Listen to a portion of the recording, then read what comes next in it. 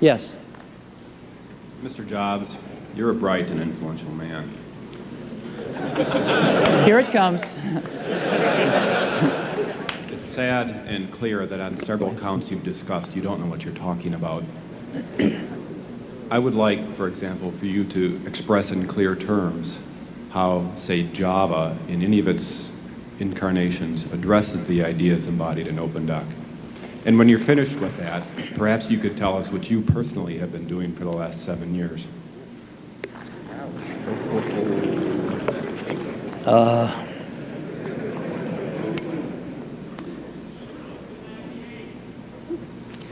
You know, you can please some of the people some of the time, but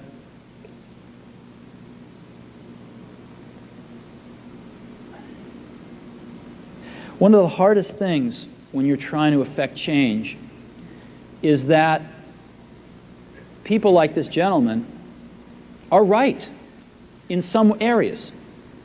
I'm sure that there are some things OpenDoc does, probably even more that I'm not familiar with, that nothing else out there does. And I'm sure that you can make some demos, maybe a small commercial app that demonstrates those things. The hardest thing is, how does that fit in to a cohesive, larger vision that's going to allow you to sell $8 billion, $10 billion of product a year? And one of the things I've always found is that you've got to start with the customer experience and work backwards to the technology. You can't start with the technology and try to figure out where you're going to try to sell it. And I've made this mistake probably more than anybody else in this room. And I've got the scar tissue to prove it. And I know that it's the case. And as we have tried to come up with a strategy and a vision for Apple,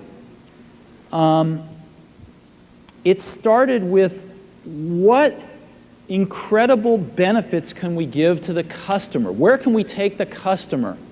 Not starting with, let's sit down with the engineers and figure out what awesome technology we have, and then how are we going to market that.